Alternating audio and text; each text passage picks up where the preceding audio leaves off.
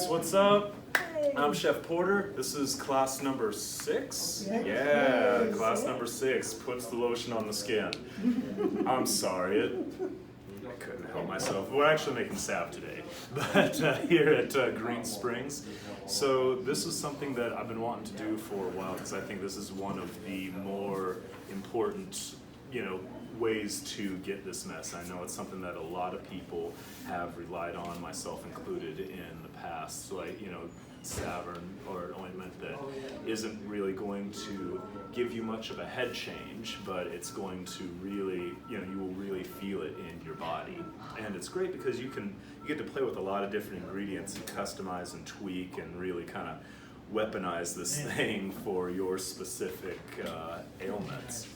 But so today what we're going to be doing is we're going to be making a salve out of coconut oil, avocado oil. We're going to use some menthol crystals and some cayenne. Cayenne to stimulate blood flow, menthol to kind of open up pores and provide a cooling effect so you get kind of that icy hot thing.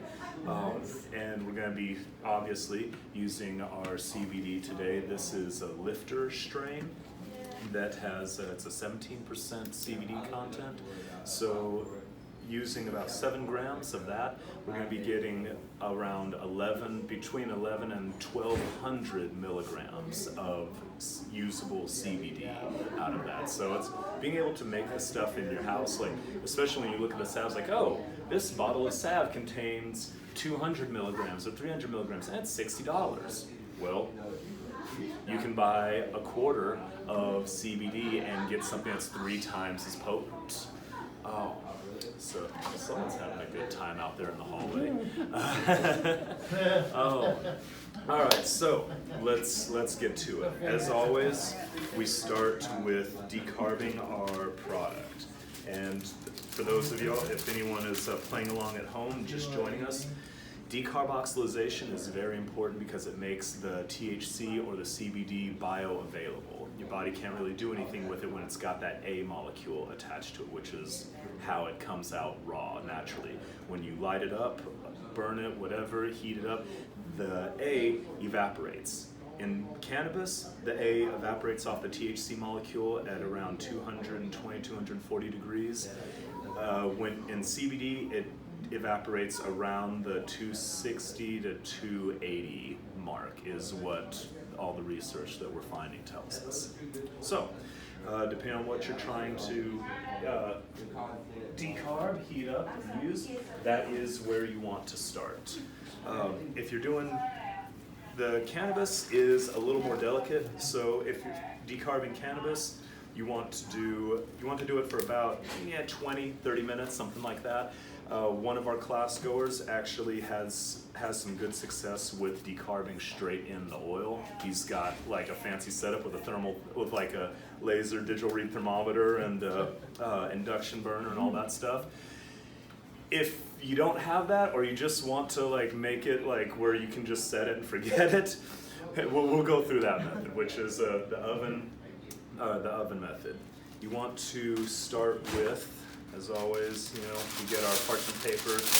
You guys that have been coming to this class for a while know this drill by heart. Crumble up the parchment paper. That way it keeps your flour product off of the pan. I have a little pre-decarbed pan over here. And it's just because you want to heat this stuff up, but you do not want it to be in contact with the hot metal surface. This is today we're going to be using Shake and Trim that I got from Tweedle Farms in Oregon. They're a real nice co-op. Green Springs is currently working on getting their own strains of CBD flower available for purchase, but since we don't have that yet, we tend to, man, they're having a great time. Jeez. What are they smoking, huh? I mean, it's like I think some people might have medicated before they came in today. But so The other nice thing, getting from Tweedle Farms, you can get shake and trim. You can get smalls, which are like the little popcorn sized buds. What's good about that is you don't have to break the bud down beforehand. I mean, you can get some nice big fatty nugs What'd you from call them. those buds? Cut off what? They're called smalls. On the website, they're listed as smalls, and they're just like the little tiny ones that little nuggies. Yeah, like which is probably what you exclusively got like as a kid when you went to get some at that time not legal cannabis. You probably got like all the little. It was real rare to find anything that like didn't look like this, But so now. The thing about that is if you are breaking down a big flower, big nice nugs, you want to slowly pick it apart with your hands or use some scissors to snip it into little tiny pieces about this size. That way they'll heat properly. If you put it in a grinder, you're going to knock off a lot of the trichomes that you want to end up in your salve or whatever the medium is, your final product. So, but anyways, I digress. Get the plant matter on your parchment paper crumpled up there so it's not sitting completely flat on it. Cover it, tin foil.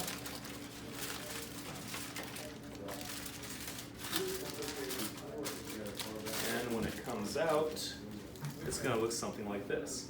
Since we are decarbing CBD, we're going to set our toaster oven. Also, here's another thing. I'm setting the temperature on this down a bit lower than I normally would because it's such a small space. If you've got a big, home oven, it's not a big deal, Set it to 280, 275, whatever it'll be, and let it go. Everything will be glorious. But in a small oven like this, the heat's going to hit it much harder, much faster. So lower heat, a little bit shorter time, and you're totally fine. Different temperature for CBD and THC? Yes. Yeah. THC, you're going to want to set your oven for between 220 and 240 degrees, depending on size. That's a pretty magic temperature, isn't it? Yeah. That is the kind of universally accepted temperature for decarbing THC.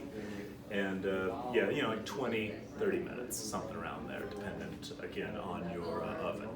So. Once we've got that done. How long did you carve the CBD for at 260?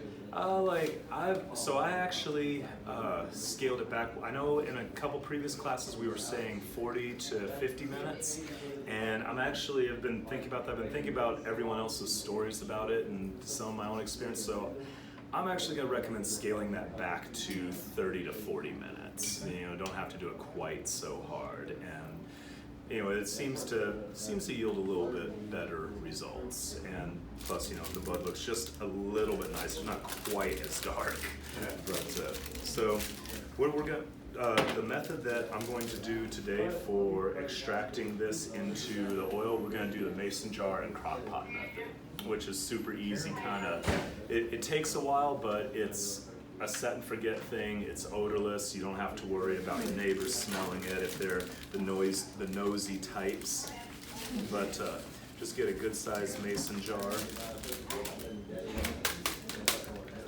Sprinkle your material in there. And then we're going to measure out our ingredients.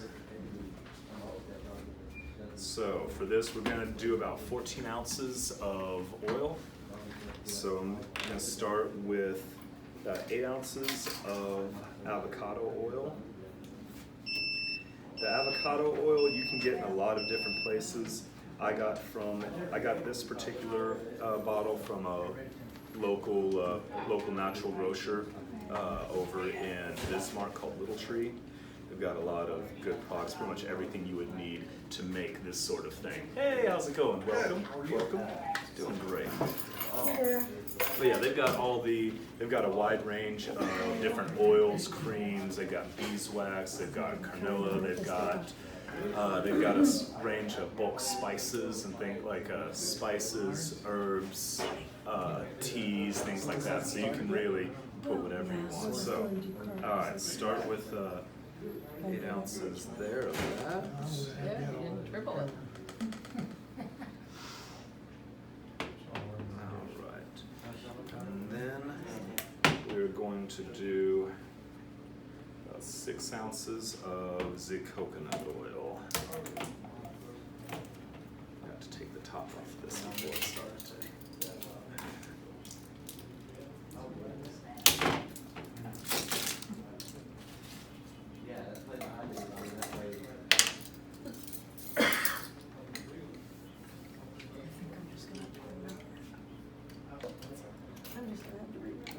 Where'd you get that coconut oil? This I actually got from Gucci Kroger over on Central. Gucci Kroger. Because they had I frequent all three, actually. Right, yeah. Oh, Gucci Kroger happens to be on my way here, and they've got a good selection. You know, they actually do have a good selection of natural Would there be any products. other place you could get those menthol crystals besides, Oh, I'm sure. I mean, you can order online. There's a place called Bulk Apothecarium or bulkapothecary.com that has everything, like everything. You can That order second word drums after and bulk? stuff if you want to. that word after? Apothecary? Apothecary? If you want me to spell that, you're gonna be waiting a while. Let Google be your guide. It'll figure it out.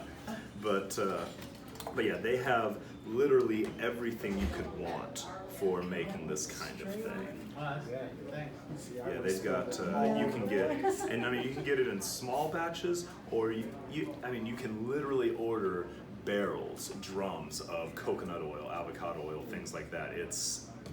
They've got essential oils, menthol crystals, just everything you could want. There. More than you want.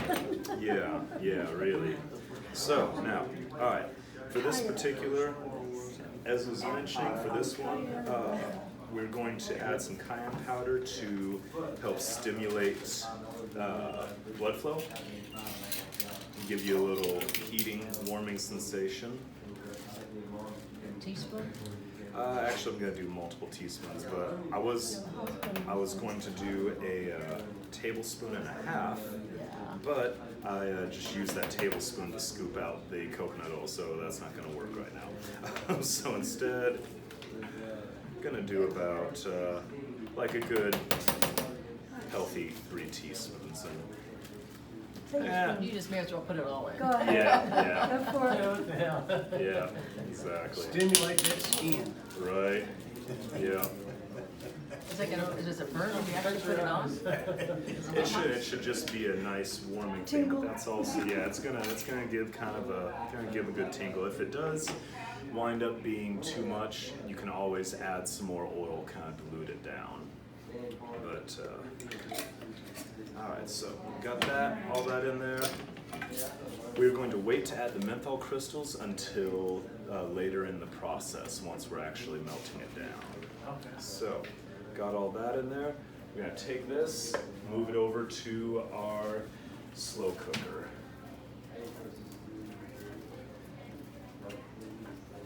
So just fill it up with water about level with the oil that you have in there. How long did you do that? So I actually set this on low for 10 hours yesterday. And low is approximately what's the temperature? It's going to vary from crock pot to crock That's pot, what I was but wondering. beneath boiling, which boiling is 211 degrees, something like that. So it's a safe temperature regardless. So it's it's safe. Can you leave easy it to on use. longer? Does it make any difference, or? I mean, I don't know if I would necessarily go longer than 10 hours. You could probably go as short as 4 to 6, but I just went ahead and did 10 because I wanted to make sure it was really good and infused. Did you have to put more water in? No, I covered it with saran wrap, and you might not have to do that if you have a smaller jar, but the only size that I had and wouldn't fit with the lid back on there. So yeah, just fill it up there and it was totally fine. I didn't see a picture of you with Arnold Schwarzenegger. You probably did if you saw, or if you looked at my profile. I'll show you some pictures afterwards.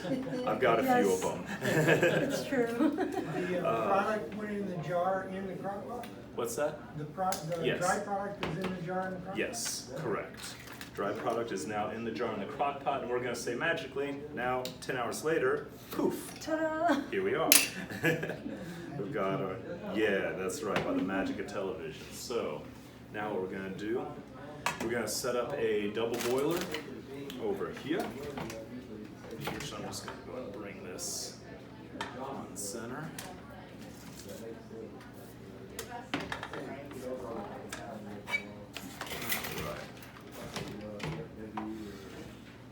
So, double boil.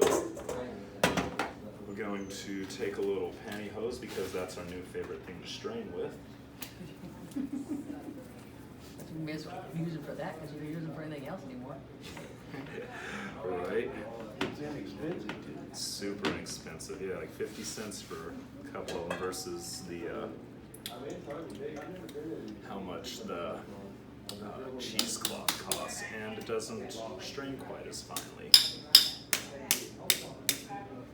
So anytime it calls for cheesecloth in a recipe, can we use one of those nylons? Mm-hmm. Yeah, absolutely, absolutely. I think I got a drawer full. It's non, yeah.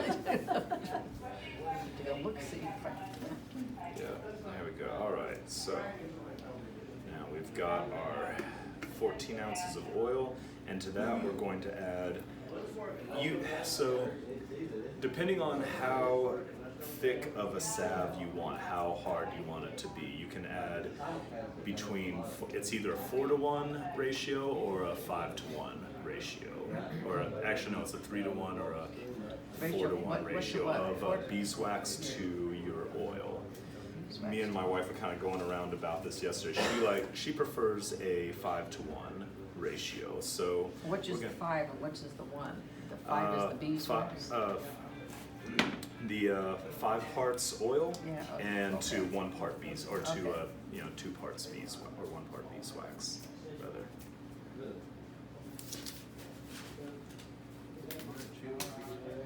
And right now, this oil, or you could, just take this oil and use it straight like this. You could bottle it up and use it like an essential oil or a liniment at this point.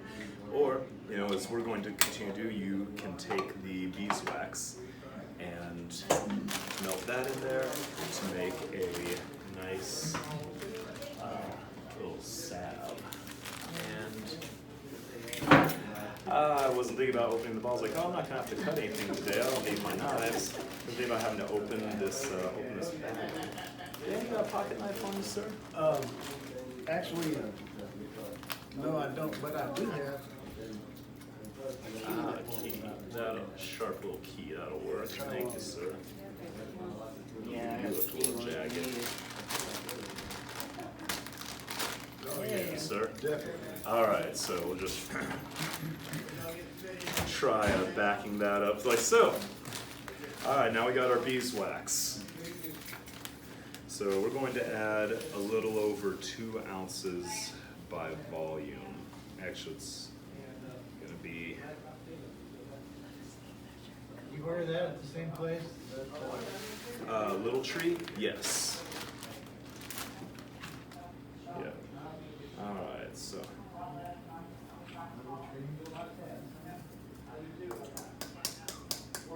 Just gonna drop that right in there. And if anybody wants to have a look in here. So just drop the little beadlets in there. Alright, so now we've got our beeswax beads in there. And let's see what I do with How many ounces of beeswax you put in there? the menthol. Huh? Is that 2 ounces? That was just over 3. It was just over 3 ounces actually. Yeah. Not always talk and measure at the same time. Now we've got our cool little menthol crystals. Let's take a picture of that. Yeah. Right. Aren't they something? How much Yeah. of that? So with this one, I'm doing about a quarter cup of menthol crystals.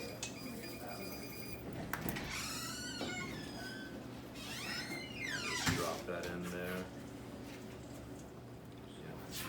And just let that go until heats up, melts down the wax. Okay, so just to recap and break down what we have in here. So we put cayenne in there to excite blood flow, help your body pick up, because the more blood flow you have to the area, it carries oxygen, carries other ingredients that your body needs to heal. So the more blood flow you have in an area, the faster you will heal and recover. Cayenne excites blood flow. Menthol is going to open up your pores, kind of help with the penetration. It's also going to give kind of like an icy, cooling, soothing feeling. So what that's going to do is this oil that is now infused with loads of CBD and, you know, y'all's, I'm sure, THC, things like that. You're going to have a lot of blood flow, the pores are going to open up, and it's going to help this to penetrate your body, get into the bloodstream easily, quickly, and help alleviate the pain or whatever else, you know, you're having to deal with. If now on a personal note, if I was making this just strictly for myself and, you know, had the time to track down the ingredients and whatnot, I would also recommend so loud. Oh, I would recommend adding witch hazel, comfrey. If we're talking like muscle pain, arthritis, that sort of thing, aches and pains. Yeah, witch hazel, comfrey, lemongrass. All of those would. And if you have the actual dried herb version, you can steep that in the oil. Like, you know, put the dry comfrey leaves in there. Otherwise, things like the witch hazel extract, which you can buy, you know, I think even Walmart has a witch hazel that's suspended in alcohol. But yeah, try and go to a naturopath store, someplace like that. Get some, you know, pure witch hazel if you can. But the essential oils you want to add in afterwards, after you're done melting the beads and all that stuff. Put in your extra oils, like we were talking about. We use doTERRA, so we'd probably put in if you wanted to open up breathing passageways, stuff like that, like their Breathe blend or their Deep Blue blend, which has comfrey and all that. Also has blue tansy, wintergreen, and some other oils like that. It's a real good pain relieving blend. If you use Young Living essential oils, that'd be the Panaway blend. Lemongrass is real good. So topical analgesic, anti-inflammatory, helps a lot. Kind of helps with bone pain, like deeper bone and muscle pain. Yeah, you add those in, mix it in, and then pour it off into your containers, and just put it in the fridge, and that will solidify. And it should keep for at least a couple months, honestly, especially if you're keeping it cold. It'll probably keep a lot longer than that, but that's just a real safe ballpark between the oils that you've got in there and the beeswax. Yeah, should easily keep for 2 to 4 months in the fridge, probably We've a never lot had any longer. go bad. Yeah, I mean, as long as you're doing things, That's we like Martin and Nick though. yeah, as long as, you know, sterile environment, that kind of thing, you know, you're making sure your tools are clean and you know, there's not like foreign matter getting into it, should be fine. You shouldn't really have to worry about mold growing or anything like that, anything turning bad on you. But So if you're in this proportion that you're making, if you were to add lemongrass, comfrey, and witch hazel, how much would you add to, let's say, something that size? I would witch hazel, I'd probably add 1/4 cup, half cup, something like. If I'm gonna make it, like, I want to make it potent. I want to make sure that is it gonna solidify then if you had that much witch hazel? you will want to add some more beads to it. You will definitely want to add some more beeswax to it to kind of. What you gotta think about is your total volume of liquid ingredients versus on like a 4-to-1 ratio versus the beeswax. So if you've got, you know, let's say 8 total ounces of liquid, then all you need is 2 ounces of beeswax to solidify. About 1/4 or 1/5. Yeah, exactly, something like that. So basically just try to figure out your maximum, like, beforehand, how much liquid is actually going in. As far as lemongrass, lemongrass essential oils like that, I would probably put